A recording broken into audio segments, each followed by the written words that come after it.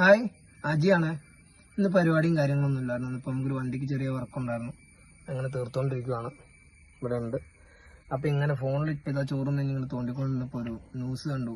Driving പഠിച്ചുകൊണ്ടിരിക്കുന്ന ഒരു കൊച്ച് വണ്ടി പോയിട്ട് ഒരു ചേട്ടന് ആക്സിഡൻ്റ് ആയി. ചേട്ടായി ഫോൺ വിളിച്ചുകൊണ്ടിരിക്കുകയായിരുന്നു, വണ്ടി സൈഡാക്കിയിട്ട് അതിന് പോയിട്ട് ആക്സിഡൻ്റ് ആയിട്ട് ആൾ മരിച്ചു. അപ്പോൾ ഞാൻ നിങ്ങൾക്കൊരു വീഡിയോ എനിക്ക് പറ്റുമ്പോൾ കണ്ടപ്പോൾ ഒരു ഇത് തോന്നി. നമ്മൾ പഠിച്ചു വരുന്നൊരു മാക്സിമം റോഡിലോട്ട് ഒറ്റയ്ക്ക് ഇറങ്ങാതെ അത്രമാത്രം എക്സ്പീരിയൻസ് ഉള്ള ഒരാളെ ചിലപ്പോൾ വീട്ടുകാർ പറഞ്ഞു തന്നാൽ ചിലപ്പോൾ അത് കറക്റ്റ് ആയിക്കോണമെന്നില്ല. ഇതേപോലെ ചെയ്യാൻ എക്സ്പീരിയൻസ് ഉള്ള ഒരാളുടെ കൂടെ പോയി നിങ്ങൾ എന്ത് ചെയ്യുക, റോഡിലോട്ട് ഇറങ്ങാൻ ശ്രമിക്കുക. കാരണം നമുക്ക് ജീവൻ പൈസ കൊടുത്താൽ കിട്ടത്തില്ല. വണ്ടി തട്ടിയാലോ എന്തൊക്കെ ആയി കഴിഞ്ഞാൽ നമുക്ക് വണ്ടി നന്നാക്കി എടുക്കാം. കാരണം ഇനിയിപ്പോൾ ആ കൊച്ചിനാണെങ്കിലും ഇനി മുന്നോട്ട് എടുക്കാൻ എന്തായി പ്രയാസമായി.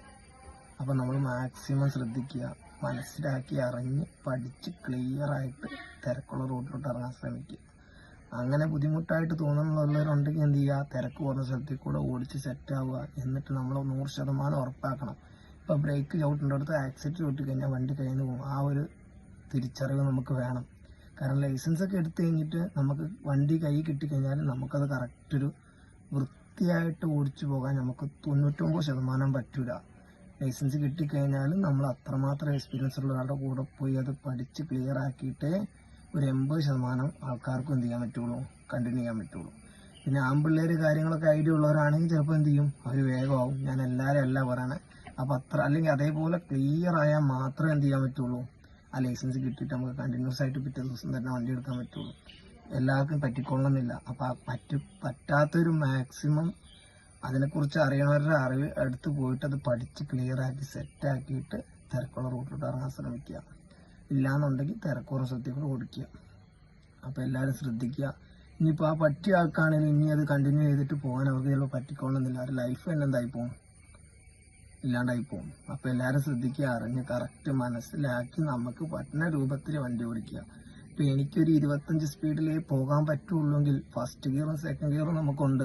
ആ ഒരു റേഞ്ചിൽ നമ്മുടെ ലെഫ്റ്റ് സൈഡ് ചേർന്ന് പോയി കഴിഞ്ഞാൽ ആരും നമ്മളെ ശല്യപ്പെടുത്താൻ വരില്ല. നമ്മൾ നേരെ മറിച്ച് റൈറ്റ് സെൻറ്ററിലൂടെ ചേർന്ന് പോകുമ്പോഴാണ് ബ്രേക്കിൽ നിന്നുള്ളവരും നമ്മളെ ശല്യം ചെയ്യുക.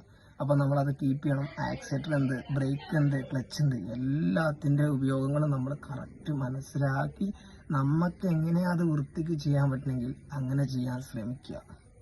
ഓക്കെ. അപ്പോൾ ഇത് കണ്ടപ്പോൾ എനിക്കൊരു വീഡിയോ ഇടണമെന്ന് തോന്നി. ഇനി വേറൊരു കാര്യങ്ങളുണ്ട്. ഞാനിതേപോലെ ഡ്രൈവിങ് കാര്യങ്ങളൊക്കെ പഠിപ്പിക്കുന്ന ആളാണ്. ഇനി നിങ്ങൾക്ക് ആ ഭാഗത്തോ അവിടുന്ന് ഇവിടുന്നോ ആളില്ല, സെറ്റില്ല എന്നുണ്ടെങ്കിൽ നിങ്ങൾക്ക് നമ്മളെ നമ്പർ ഞാൻ കോണ്ടാക്ട് കൊടുക്കുന്നുണ്ട്. നിങ്ങൾക്ക് വേണമെങ്കിൽ വിളിക്കാം. ഇനി ഇല്ലെങ്കിലും പ്രശ്നമൊന്നുമില്ല. പക്ഷേ എക്സ്പീരിയൻസ് ഉള്ള ഒരാളുടെ ആ കൂടെ പോയി കറക്റ്റ് പക്കാ പഠിച്ചു കഴിഞ്ഞിട്ട് നിങ്ങൾ എന്ത് ചെയ്യുക, റൂട്ടിട്ട് ഇറങ്ങുക. അപ്പോൾ ഓക്കെ ബൈ, അടുത്ത വീഡിയോ കാണാം.